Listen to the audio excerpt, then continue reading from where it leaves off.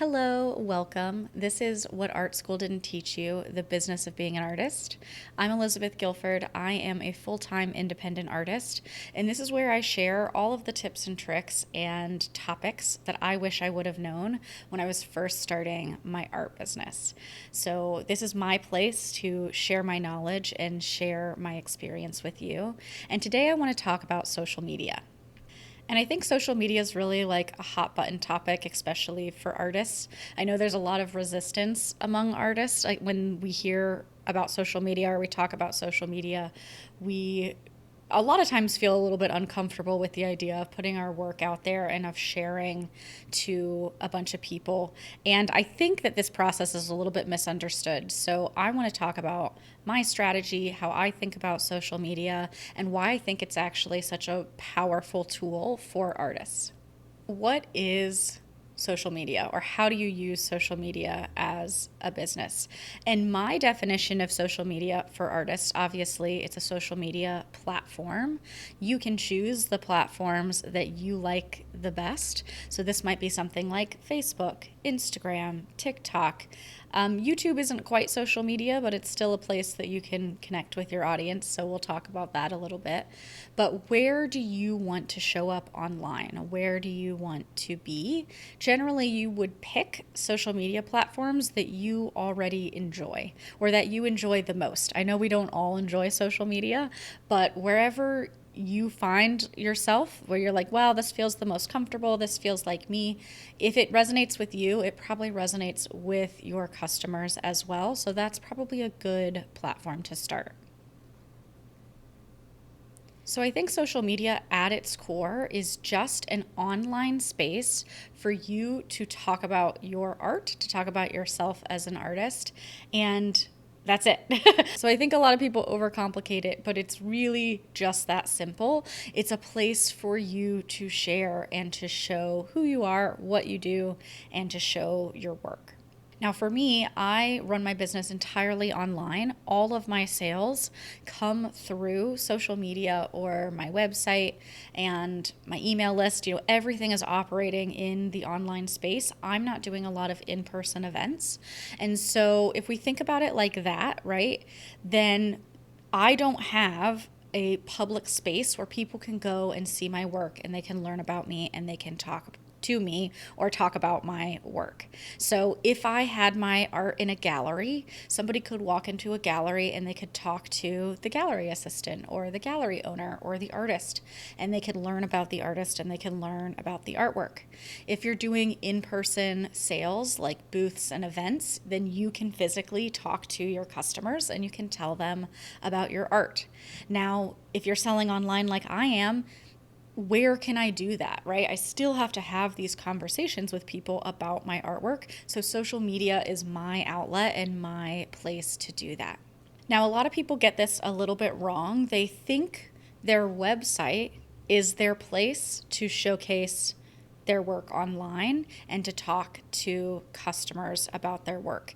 And the reality is that in the vastness of the internet, it's really hard for somebody to find your website. So even if they are searching, like for me, if they were searching, unless they like specifically searched my name, Elizabeth Guilford, Moon Artwork, they might not find my actual website. And a lot of times people don't maybe necessarily know the exact artist that they're looking for. They might be looking for moon artwork. They might just be looking for something that's blue to go with their living room.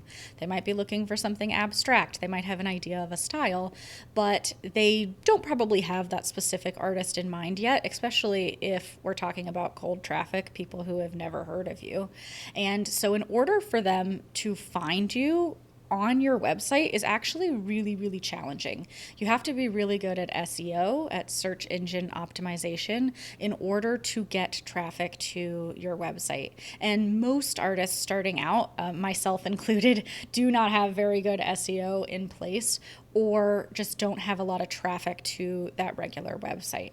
So it's a really good place to be able to send people if you want to show them examples of your work or you want to show them what you do.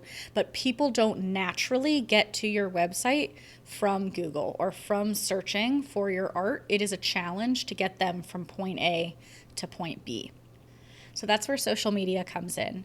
The job of the algorithm, and all of the algorithms work a little bit differently, but the job of social media algorithms in general is to keep people on the social media platform.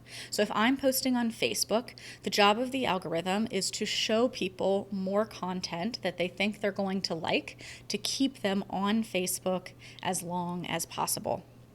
And the reason for that is because these social media platforms make their money by offering paid advertising. So they want you to stay on that platform as long as possible to show you more ads, because that's how the platform makes money. So if you have that understanding, it actually really works in our favor. Like, it's actually not a bad thing. People complain about the algorithm, but the job of the algorithm is literally to match you with people who like your work. So that's the whole job. So it makes it a lot easier when we're thinking about it like that you have an online presence on one of or multiple of these platforms in order for people to find you and for people to find your work. So it just makes it really easy, as opposed to just having a place like a website where it's hard to get traffic and it's hard for people to see you. Social media makes that process a lot easier. So that's kind of my why. That's why I'm on social media. I'm on social media to show my work to new people and to build trust and connections with those people on the platform. And I do that through two different types of posts, or two different social media strategies. And I'm going to go into those strategies a little bit more specifically in future podcasts. But the first strategy, or the first kind of role of social media for me, is I want to use it to grow my audience. This is what most people think of when they think of social media. They think about going viral and having a lot of eyes on your work, but that's only kind of part one.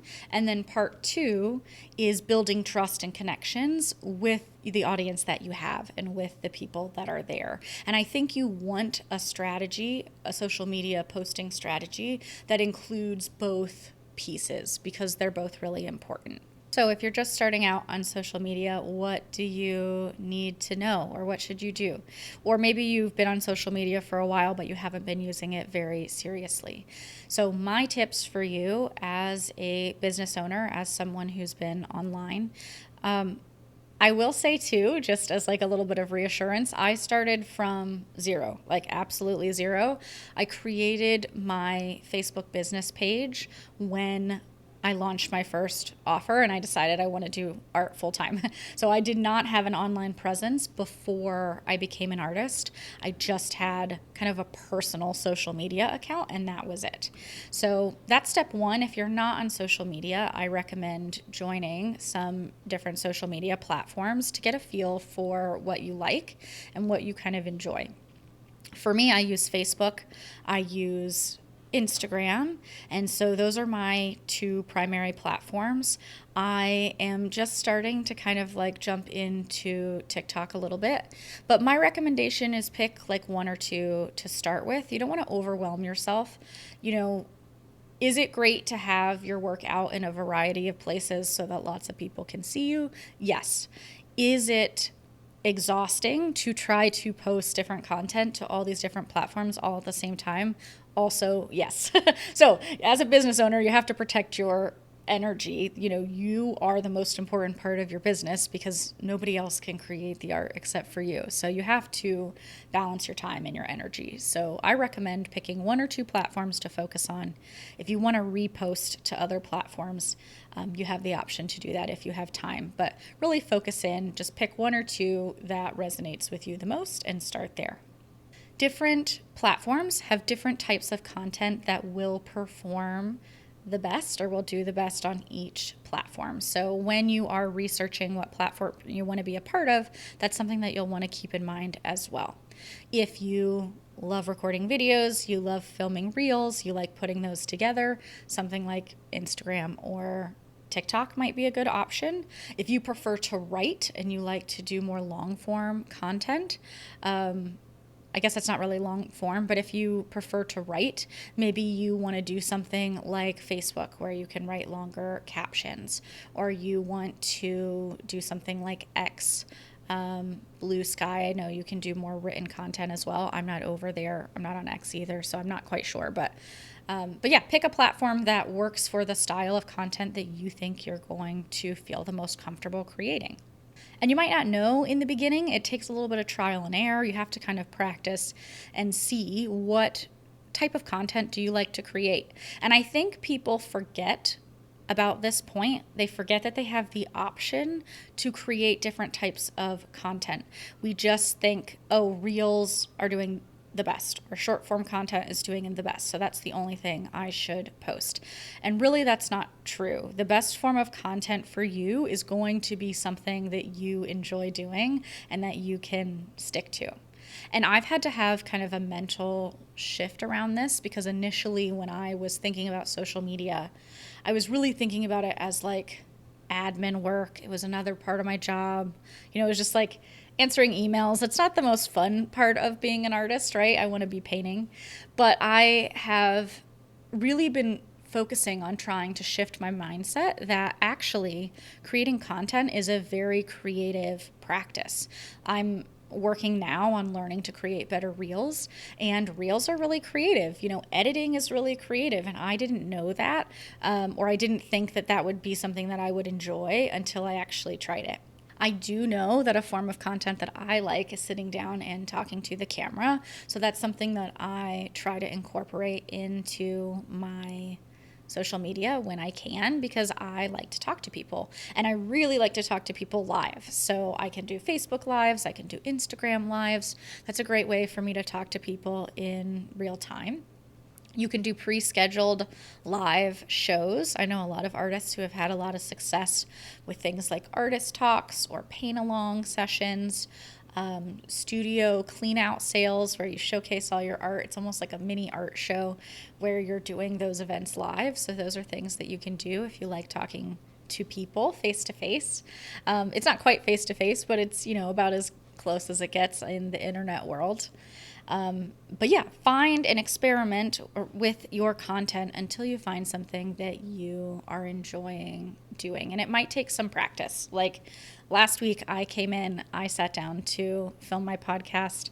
If you heard last week's podcast, it was about perfectionism, and I was really struggling last week. I filmed the whole video, and then it was too blurry to use. And so here we are, the next week trying again. And I already feel way more comfortable talking to the camera than I did just 1 week ago. So it doesn't take very long. It just takes some practice. And like we talked about last week, that a lot of times when we have resistance, a lot of times when artists have resistance to showing up online on social media, it's really more about the fact that you're doing something new and doing something a little bit outside of your comfort zone.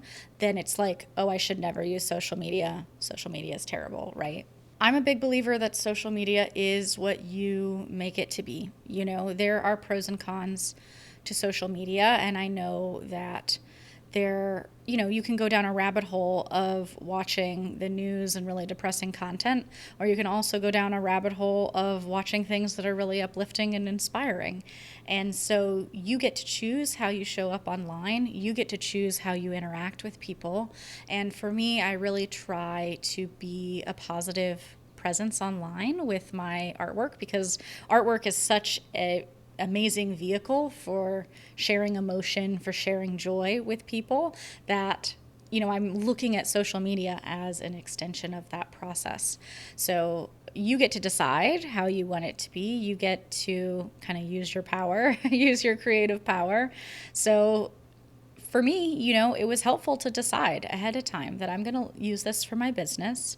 I'm going to share joy. I'm going to share positivity. I'm going to share creativity. Decide what those feelings and emotions are that are important to you that you want to share, and then you can share that in your content. Last couple small tips if you are just starting out on social media.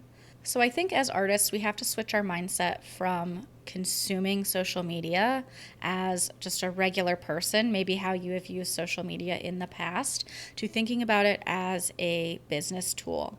And for me, what that looked like was a lot less time on social media, a lot less scrolling social media, which sounds like counterintuitive. You would think you would spend more time on it if it was your job, but I've had to actually schedule it into my day as one of my tasks, just like checking emails or, painting or whatever my business tasks are. Social media is a part of that. And so I have to schedule that into my day. And I find when I'm really focused, it doesn't take me that long to complete, because that's a complaint that I hear a lot about social media, is that it's time consuming and people are worried about it taking a lot of time. But really it doesn't. What I like to do is set a timer for myself. So I will give myself an hour. I will sit down. I will do my post, and then I will answer comments and talk to people and have conversations. Do that for about an hour. And when the timer is done, then I'm done. You can do that multiple times a day. If you could do that in the morning and do that again in the evening, but it's different than the way I interacted with social media when it was just personal. When it was personal, I had all my notifications turned on my phone. I would get notifications and then I would, scroll all throughout the day. I would check in on people. I'm writing comments, and I just don't operate like that anymore because it becomes too overwhelming if social media is my whole day, right? So I have all my notifications turned off. I've even gone so far as to put like app blockers on at certain times of the day so I don't get, I can't open my social media apps first thing in the morning. I need a little bit of a breathing room when I first wake up. And then again, late in the evening, I have a blocker on there as well. So you can get as, crazy with it as you want.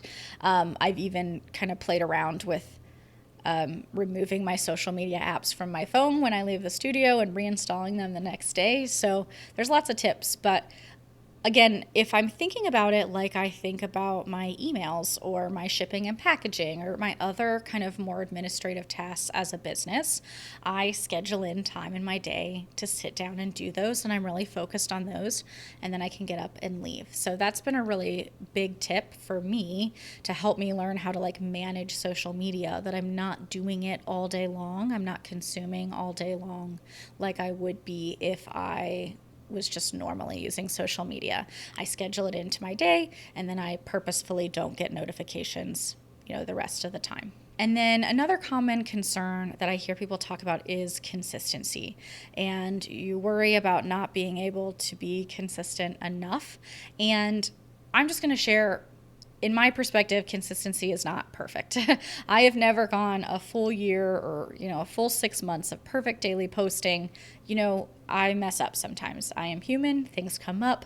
Things happen, So I am the first to say that, we are human and you have to take care of yourself first, because you're the most important aspect of your business. You are the business. So what are tools that you can use to help you be consistent? Because the algorithm does reward consistency. So again, I think we overcomplicate it, but it's really simple. You just try to start with a schedule that you can be consistent with. So that might be once a week posting. That might be twice a week posting. What can you consistently do and make sure that it's something you feel like is actually doable, right? I would start with a very doable goal, not necessarily a stretch goal. Start with what feels really doable right now. I can post once a week on Thursdays. I can post twice a week on Monday and Wednesday. Whatever works for you, get into a groove, get into a routine, and then you can always add more. So I'm to the point now, I generally post Monday through Friday. I'll occasionally add in a Saturday post. But the algorithm does like consistency, and it also is really helpful to show up in front of your audience in a predictable way so that they kind of know, oh, yeah, I'm going to hear from Elizabeth on Monday, or I hear from her on Wednesday. So stick to something. It's way more beneficial to you if you do once a week or twice a week consistently on the same days than if you do 2 weeks of everyday posting and then 2 weeks of no posting. And like I said, sometimes life comes up, sometimes you go on vacation, sometimes things happen and you don't post. Just pick up when you get back. It doesn't have to be perfect, just like we talked about last week. Just pick up, start over, do what you can, start today, right? Every day is a new day and we just do our best. So be as consistent as you can, but consistency is good for the algorithm, but it's also really good for you. You get more comfortable sharing and posting. It becomes part of your daily or weekly routine. You can get into a groove, and it just gets easier the more that you do it. So if you're first starting out and social media feels like a struggle, it's going to get easier. The more you do it, the easier it gets. So, all right, I think that is a lot of kind of random tips maybe about social media, but I wanted to kind of give you almost like an overview of my thought process before in the next 2 weeks we're going to delve into growing your audience and then also building trust and connection with your audience, because those are, I think, the two main roles of social media. So hopefully you can come back next week to hear more about that and to check that out. But hopefully this gave you a good overview, and I will see you next week.